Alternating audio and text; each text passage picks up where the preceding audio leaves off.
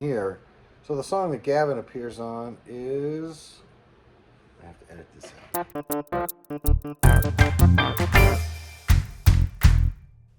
Hey, my dude. Welcome to a Thursday Collection Connection, where we're playing that game. It's just an excuse to talk about records. I play the game with my brother, Plastic Eric, from the Plastic Soundwave Cult channel, and you can follow along and play along by subscribing to both channels. And if the rules aren't transparent to you, you can check the description. In Eric's last video, he showed Sade's Stronger Than Pride. That was a surprisingly good record. It's funny because when I got the last washed out record, Purple Moon, I enjoyed it, but it didn't really have the same chill wave vibe that the other. I only have one other washed out album, which is Paracosm, which is a lot more kind of floaty, but this had a kind of an R&B vibe to it. Still very kind of smooth and relaxed, but definitely an R&B vibe to it. And I thought, I don't know what I think of this as a washed out record, but as a Sade record, it's not bad.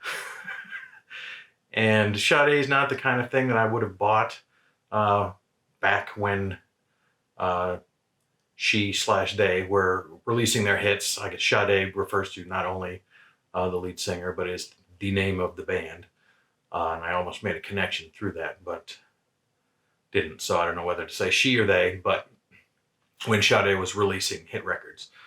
So as a result of that washed out record, I was actually inspired to go and buy some Sade.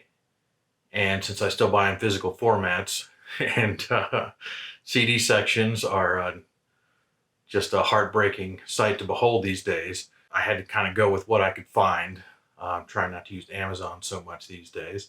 And the first one I found was Promise, which wasn't bad, but I almost preferred the washed out record as a Sade record. And so I wasn't listening to it too much. My first memories of Sade are Your Love is King, and I guess maybe not Swedish Taboo, a Smooth Operator. And Smooth Operator was good, but I was not a fan of Your Love is King. And I got the feeling that they would be kind of more of a jazz outfit that had some R&B leanings. I didn't care that much for sort of the cocktail jazz feel of it, but I didn't remember the name of the hit single from Stronger Than Pride, which I'm thinking now after listening to it was Paradise, if I remember right. So it's not necessarily a standout title that sticks in your head, the way that like Smooth Operator and Swedish Taboo did for me. But yeah, I queued this up, and it seemed like it flipped. So this was their second record, and it seemed like it flipped from the first record, where it was then much more R&B with some kind of jazz leanings, as opposed to feeling like jazz with R&B leanings. Maybe nuanced and subtle, I don't know if it's just how it struck me. But I would say singularly, of all the albums that Eric has pitched out on the Collection Connection that I was unfamiliar with, certainly I'm familiar with Sade, but I was not familiar with the contents of that entire album beyond its single. I would say this is my favorite. This was a really strong listen, and I listened to it several times since, just out of enjoyment. And I think I will probably go and pick that up. Good album, Sade, Stronger Than Pride. As far as a connection, I thought about the fact I watched a couple of reaction channel videos for some Sade songs, and if they were truly just now learning about Sade, they, as often as not, called her Sadie. They were unsure. I've even seen, even looking up to make sure that I'm pronouncing it correctly, I saw pronunciation guys say that Sade, a non-existent R, is actually the correct pronunciation, but I can't say Sade. That sounds dumb to me. Sade sounds like it reflects the music. And very classy, mysterious, icy, just that kind of thing. So I go with Sade. Apparently I'm saying it wrong. It's Sade, but that doesn't sound nearly as sophisticated to me. But people tend to guess wrong when they first see that name on how to pronounce it. And I thought of another act, a band, who, if you're not told how to pronounce their name, your first run at it is probably going to be wrong. And that band is Inxs, or as they're properly called, In Excess. And In Excess, I went with the 1984 album, The Swing. The Swing is something like their fourth album. I've already forgotten the exact order. They had several albums that were really only Australian releases. They're an Australian band. You probably know that already. But it wasn't until really, so I'm thinking it must be their third album, Shabu Shuba, which I couldn't make that my choice because I didn't want to have to say that over and over, where they kind of started to really hit on what they would become sonically. And I feel like The Swing, which was the album after that, is when I feel like they began to really settle into their own specific sound. And it would have been easy to pick Kick, which was obviously their huge record, or Listen Like Thieves, which I think was maybe their best record.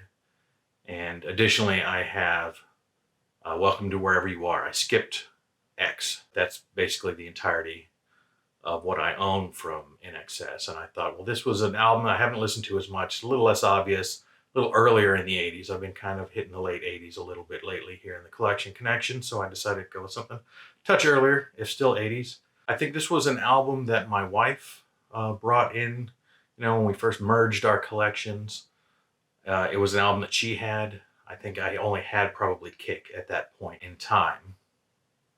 And this is back in the 90s. We've been married forever. And we've been living together since 1991. So this was, it was a title that she had. And so she was familiar with it. And I associate, especially the song I Send a Message, with my wife specifically. So I thought that would be fun to mention, include. There's a reason to help pick The Swing over any of the other albums, and to listen to it when I haven't really given it too many spins, even though the copy that I have here, this one, is a remaster. It's a 2011 remaster, I think, which then replaced, I guess, my wife's original CD copy of it.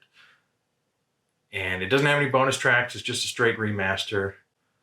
But yeah, it's good. It's really kind of zooming in onto that kind of dance, funk, stripped down guitar band sound. Of course, Michael Hutchence on vocals, kind of a legendary sex symbol who died young.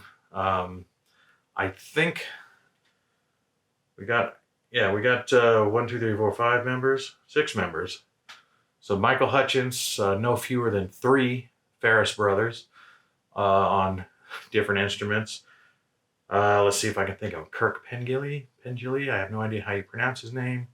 And I've already forgotten the 6th guy's name. But it's good. Original Sin really was in there, found their groove.